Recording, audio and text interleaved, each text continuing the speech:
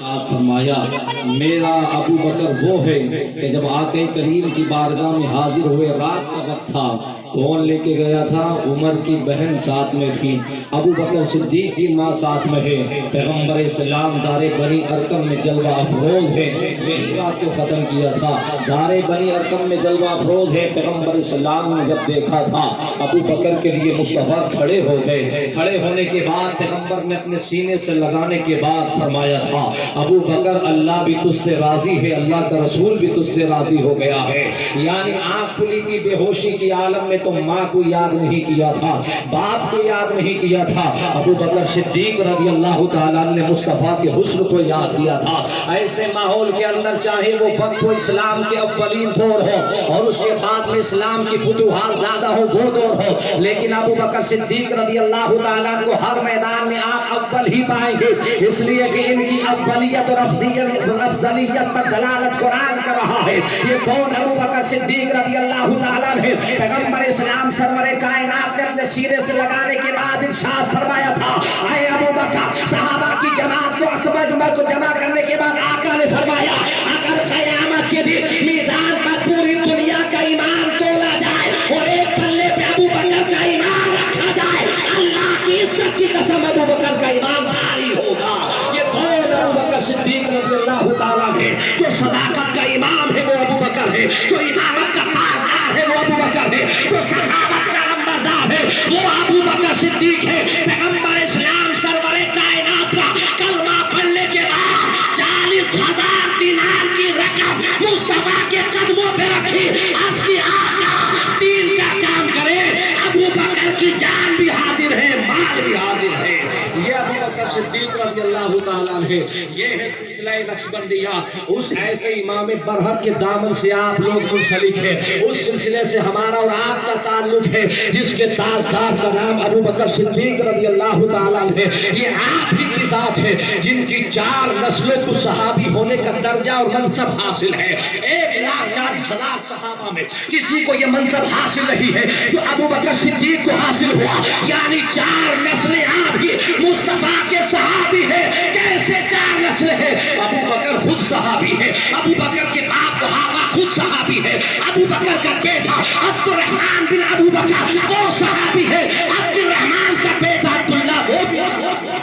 यानी अबू बकर खुद भी सहाबी है। जिसका जो खुद सहाबी हो, जिसका बाप सहाबी हो, जिसका बेटा सहाबी हो और जिसका पोता भी सहाबी हो, सिद्दीक रज़ी अल्लाह ताला है। सुभान अल्लाह। आइए दरबारे अबू बकर सिद्दीक में हाज़िरी दीजिए। पैगंबर इस्लाम सरवरे कायनात सल्लल्लाहु अलैहि वसल्लम है। ये ऐसा ताजदार है जिसने इस्लाम लाने से पहले भी शिर्क नहीं किया था, जो इस्लाम लाने से पहले भी शिर्क की दलदल में ऐसा फंसा हुआ नहीं था, जिसने किसी माबूदाने बातिल की इबादत नहीं की है, जिसने किसी खुदा के सामने सजदा नहीं किया था। ये अबू बकर सिद्दीक रज़ी अल्लाह ताला है। कौन है जिसको अबू बकर सिद्दीक कहा गया? कैसे कहा गया? ये पैगंबर इस्लाम सरवरे कायनात है। मुस्तफा का पहला दर्स पाने वाला अबू बकर है। मुस्तफा की दर्सगाह का पहला स्टूडेंट अबू बकर सिद्दीक है। मुस्तफा से कुरान सीखने वाला पहला अबू बकर सिद्दीक है। मुस्तफा से हदीस का दर्स लेने वाला ये अबू बकर सिद्दीक है। कौन है अबू बकर सिद्दीक रज़ी अल्लाह ताला? पैगंबर इस्लाम के ऐसे जानिसार है कि हर मोड़ पर नबी के लिए खड़े हुए हैं, हुए हैं। अल्लाह के हबीब अलैहिस्सलाम में मेराज मक्का मुकर्रमा में हुई है। पैगंबर इस्लाम सरवरे कायनात को सफर मेराज कराया गया। उसके बाद जब अल्लाह के हबीब अलैहिस्सलाम मेराज के सफर से वापस आए और किस शान के साथ मुस्तफा गए, जरा थोड़ी सी झलकी देखिए कैसे मुस्तफा गए हैं। इस शान के साथ नबी गए हैं कि जब वो गए हैं, दुनिया में बहुत सारे लोग सूरज की पूजा करते थे, चांद को पूजा करते थे, सितारों के सामने सजदा खाया करते थे, दुनिया के पत्थरों को सजदा किया करते थे, दुनिया में सबसे ज्यादा सूरज की पूजा होती। लेकिन पैगंबर इस्लाम को मेराज का सफर कराया। कैसे सफर कराया गया? जब वो गए हैं तो चांद उनके कदमों के नीचे है, सूरज उनके कदमों के नीचे है, कहकशा उनके कदमों के नीचे है, कहकशा जलवा फशा है, इसी रास्ते से होने वाला है। मोहम्मद का गुजर आज की रात मिल गई सारे जहानों के खजानों की कलील। अपनी मेराज को पहुंचा है बशर आज की रात। जब गए हैं तो चांद उनके कदमों के नीचे है, सूरज उनके कदमों के नीचे है, सितारे उनके कदमों के नीचे है, कहकशा उनके कदमों के नीचे। लेकिन जब वापस हुए, जब वापस تو قرآن نے اعلان کیا سبحان الذی اسرا بعبدہ لیلا من المسجد الحرام۔ اے دنیا میں جان کی پوجا کرنے والوں، سورج کے سامنے سر جھکانے والوں، ستاروں کو سجدہ کرنے والوں، آگاہ ہو جاؤ، چاند و سورج جس کے قدموں کی خاک بن چکے ہیں وہ بھی اللہ کا بندہ ہے، کوئی معبود نہیں، وہ بھی اللہ کا بندہ ہے، کوئی معبود نہیں ہے۔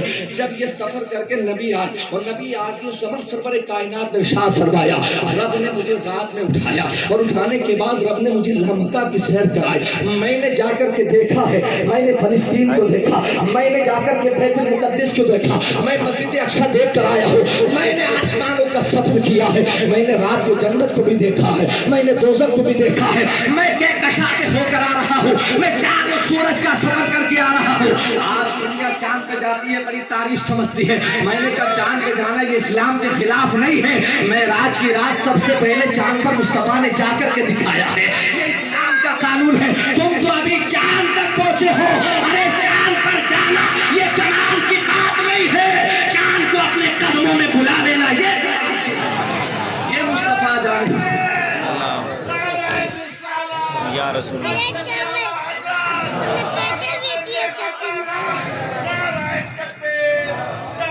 سے مدنی منانے والے پیغمبر اسلام جب واپس ہوئے تو حرم شریف میں آقا بیٹھے، نبی خطبہ دے رہے ہیں، گنتی کے مسلمان تھے اس وقت میں تھوڑے سے مسلمان، پیغمبر اسلام فرما رہے میں نے بیت المقدس کو بھی دیکھا ہے، میں نے مسجد اقصی کو بھی دیکھا ہے، میں نے اس کے بعد جو ہے جنت و دوزخ کی سیر کی ہے، میں نے ساری کائنات کو دیکھا۔ جب بیان کیا تھا تو یہ بات ایسی نہیں تھی کہ بندہ ایک دم ایکسپٹ کر لے گا، ایمان والا تو ایکسپٹ کر لے گا، لیکن کچھ لوگ نئے مسلمان ہوئے تھے، وہ لوگ بھی واقعے کے بعد بہت سے لوگ مرتد ہو گئے تھے، کچھ لوگوں کا ایمان بچ گیا تھا۔ یہ چھوٹی موٹی بات نہیں ہے کہ ایک لمحے کے اندر کہ جس بستر سے اٹھ کے گئے وہ بستر بھی گرم تھا، جہاں سے اٹھ کے گئے غسل کیا پانی بہ رہا تھا، جہاں سے گئے تھے وہ دروازے کی کنڈی ہل رہی تھی، اتنا لمحہ ہوا ہے کہ رب کائنات نے کائنات کی سیر کرا دی ہے، کائنات کی سیر کرا دی ہے، چھوٹی موٹی بات نہیں ہے۔ یہ تو مصطفیٰ ہے جن کے لیے رب نے ٹائم کو اپنی جگہ پر روک دیا ہے، جن کے لیے ٹائم کو روک دیا۔ آؤ آؤ بریلی شریف چلتے، امام احمد رضا فاضل بریلوی رضی اللہ تعالیٰ عنہ سبحان اللہ، ملک العلماء علامہ ظفر الدین بہاری رحمۃ اللہ علیہ نے اپنی کتاب کے اندر حیات اعلیٰ حضرت میں یہ واقعہ لکھا، یہ واقعہ مستند ذرائع سے لکھا گیا۔ کون امام احمد رضا؟ آپ فرماتے ہیں کہ ایک رات میں سویا اور سونے کے بعد جو ہے بشری کیفیت کے تقاضے پر میرے اوپر جو ہے غسل فرض ہو گیا تھا، میں اٹھا تو تھوڑی تاخیر ہو گئی، میں نے اٹھنے کے بعد اپنی گھڑی دیکھی تو ٹائم جو ہے مشکل سے 10 منٹ تھا، میں جو باتھ روم کے اندر داخل ہوا تو دل میں خیال ہوا، امام احمد رضا کہتے ہیں کہ اب نماز فجر مجھے جماعت سے وقت میں نہیں ملے گی، آج میری نماز قضا ہو سکتی ہے، آج نماز قضا ہو جائے گی۔ میں اندر داخل ہوا، داخل ہونے کے بعد میں نے اپنے کپڑوں کو اتارا، اس کے بعد میں نے غسل کی نیت کرنے کے بعد جب میں نے اپنے جسم پہ پانی ڈالا، اس کے بعد سنت کے مطابق وضو کیا، پھر میں نے مسواک کیا، اس کے بعد میں نے غسل کیا، اور غسل کرنے کے بعد جب میں نے باہر قدم نکالا اور گھڑی پر نظر گئی تو 10 منٹ کا ٹائم اب بھی باقی تھا، جیسے ٹائم پہلے 10 منٹ کا باقی تھا، بعد میں بھی 10 ہی منٹ کا باقی تھا۔ جب غلاموں کا یہ حال ہے تو پیغمبر اسلام کا حال کیا ہوگا، مصطفیٰ کا حال کیا ہوگا۔ اب سنو، جب نبی آ گئے یہ چھوٹی موٹی بات نہیں تھی، پیغمبر جلوہ گر ہوئے اور حضور نے یہ خطبہ دیا، میں نے رات میں سب کچھ دیکھا ہے۔ اب یہ خطبہ سننے کے بعد کچھ لوگ امام حجر اسقلانی رحمۃ اللہ علیہ نے گن کر بتایا 13 لوگ اس وقت مرتد ہو گئے تھے۔ اس بات کو سننے کے بعد انہیں یہ حضم نہیں کیا، لوگ مرتد ہو گئے تھے، لیکن اس کے بعد وہ لوگوں نے کہا ہاں آپ نے کیا ہے، آپ نے سیر کی ہے۔ سب امام حجر اسقلانی رحمۃ اللہ علیہ نے لکھا، امام قسطلانی نے المباحث اللدنیہ میں کے اندر لکھا ہے، وہ فرماتے کہ اس کے بعد کفار مکہ نے کہا دیکھو یہ کیسی باتیں کر رہے ہیں، معاذ اللہ یہ جھوٹ مار رہے ہیں اور یہ کہہ رہے ہیں کہ ہم نے رات میں سب کچھ دیکھا۔ اس کے بعد جب ابو جہل نے یہ بات سنی وہ حرم کعبہ سے اٹھا اور اٹھنے کے بعد ابو بکر صدیق اس مجلس میں موجود نہیں ہے، وہ گیا دروازے پر اور دروازے پر جانے کے بعد دستک دی، دروازہ کھولا، اتنی سویرے ابو جہل دروازے پر کھڑا ہے؟ ابو بکر صدیق فرماتے بتا معاملہ کیا ہے؟ اس نے کہا سن بھئی یہ گل ہے۔ وہ کیا گل ہے؟ کہ بات یہ ہے کہ اگر کوئی بندہ یہ بات کہے کہ بندہ وہ رات میں یہاں سے نکلا اور بیت المقدس گیا ہے اور رات ہی رات میں واپس آ گیا تو کیا یہ بات صحیح ہوگی؟ ابو بکر صدیق کہتے ہیں نا یہ بات تو صحیح نہیں ہوگی، بندہ جھوٹ بول رہا ہے۔ وہ بندہ یہ کہے میں رات میں اٹھا یہاں سے آسمانوں کا سفر کیا، یہ بات صحیح ہوگی؟ یا نانا یہ بات جھوٹ ہوگی۔ جب یہ ساری باتیں کر لی ابو بکر صدیق سے ابو جہل نے کہا بتا یہ بات سچ ہے یا سچ نہیں ہو سکتی؟ تو کہا سچ نہیں ہو سکتی یہ بات تیرے نبی کی زبان سے نکلی ہے۔ اتنا جملہ نکلا تو ابو بکر صدیق نے کہا واللہ اگر مصطفیٰ نے کہا ہے تو سچ فرمایا، مصطفیٰ نے کہا ہے تو سچ فرمایا ہے۔ ابو جہل کا یار ابھی تو یہ بات کہہ رہا تھا یہ بات صحیح نہیں ہو سکتی، یہ بات ہو ہی نہیں سکتی، بندہ جھوٹ بول رہا ہے، لیکن جب نبی کی باری آئی تو کہتا ہے سچ فرمایا ہے نبی نے۔ تو ابو جہل سے ابو بکر صدیق نے کہا ارے لا مکان جانا یہ تو چھوٹی بات ہے، عرش معلیٰ پہ جانا یہ تو چھوٹی بات ہے، سدرۃ المنتہا کو دیکھ کے آنا یہ چھوٹی بات ہے، جنت و دوزخ کی سیر کر کے آنا یہ تو چھوٹی بات ہے۔ تم مجھ سے پوچھ میں کتنی بڑی بات کی گواہی، کتنی بڑی بات کی گواہی دیے بیٹھا ہوں۔ ابو بکر صدیق سے ابو جہل نے کہا بتاؤ وہ کون سی بات ہے؟ ابو بکر صدیق کہتے ہیں یار تو یہ کہہ رہا ہے کہ وہ نبی لامکہ گیا واپس آ گیا، سچ کہا ہے، میں نے تو اس سے بڑی بات پر یقین کیا کہ وہ بڑی بات کیا ہے؟ کیا اس نبی نے کہا ہے لا الہ الا اللہ، اللہ کے سوا کوئی رب نہیں ہے؟ میں نے کہا اللہ کے سوا کوئی رب نہیں ہے، میں نے تو خدا کے ایک ہونے پر یقین کیا ہے، میں نے تو خدا کو ایک مانا، تو کیسے کہہ رہا ہے کہ اس بات کو جھوٹا کیا جائے؟ اب یہ بات امام حجر اسقلانی نے لکھی، بڑی اچھی بات لکھی۔ آپ فرماتے ہیں کہ حضور جب ابو بکر صدیق نے یہ بات سن لی